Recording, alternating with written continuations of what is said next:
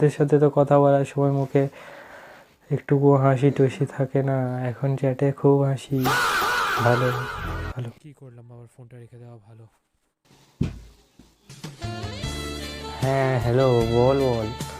হ্যাঁ হ্যাঁ,